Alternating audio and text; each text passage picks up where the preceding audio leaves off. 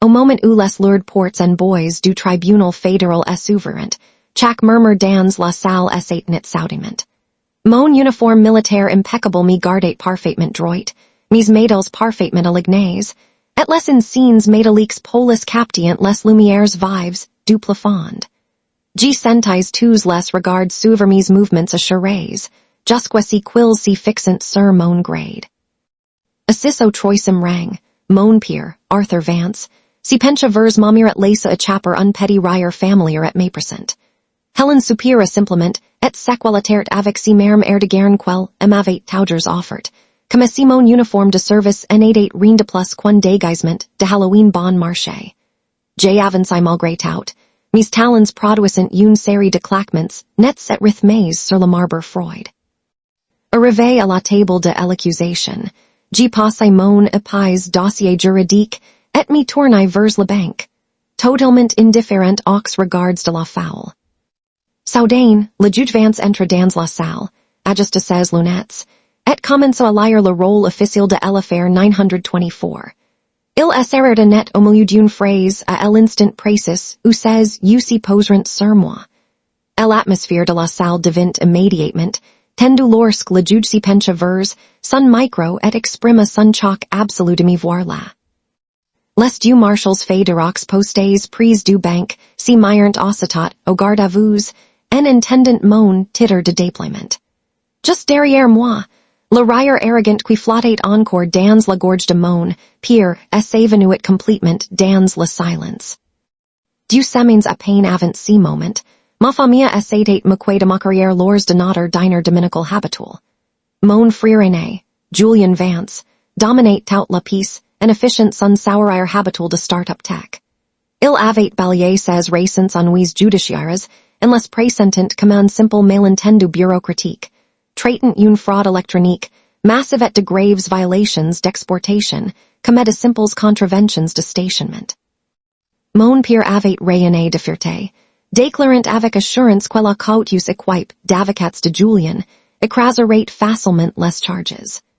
Julian essayait alors tourner vers moi avec un sourire narquois, sugrant sur un ton moqueur que j'y pourrais utiliser ma formation juridique de base pour aller chercher le café de ses avocats. J'y lui avais simplement rendu un sourire d'une politesse glaciale, tandis qu'une détermination, Freud et professionnelle si figeait, au plus profond de mon esprit.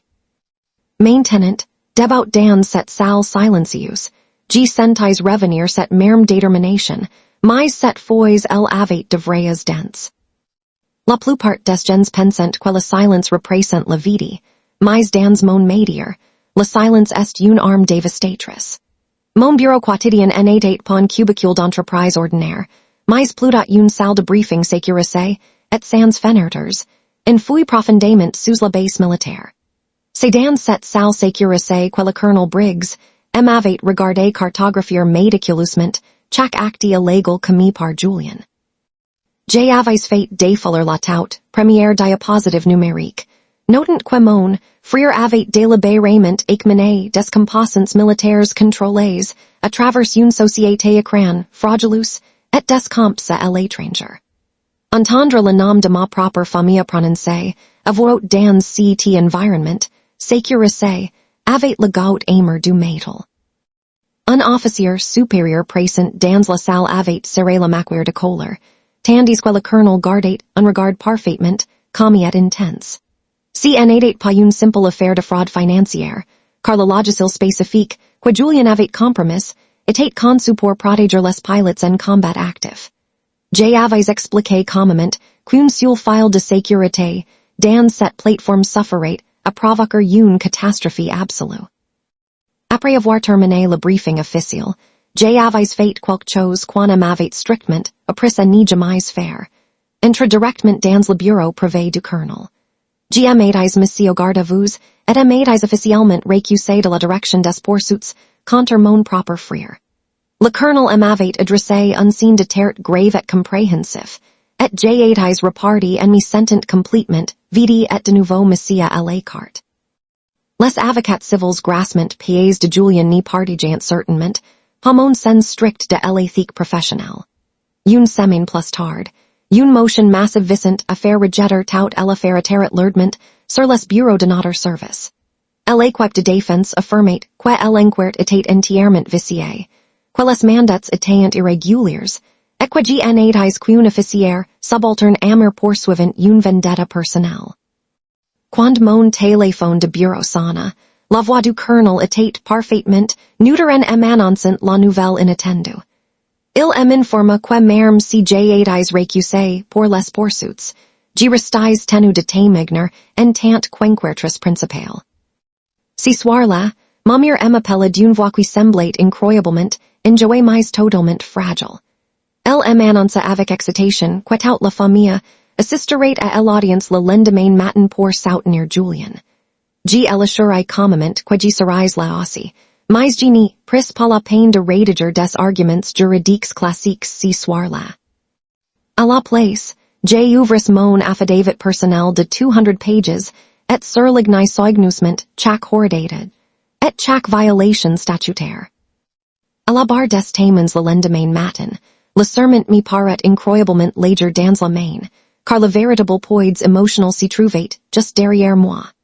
L'avocat de la défense, grassement pied, s'y leva brillamment et déclara au tribunal que tout mon inquirt militaire en était qu'amateurisme, au pure jalousie fraternelle.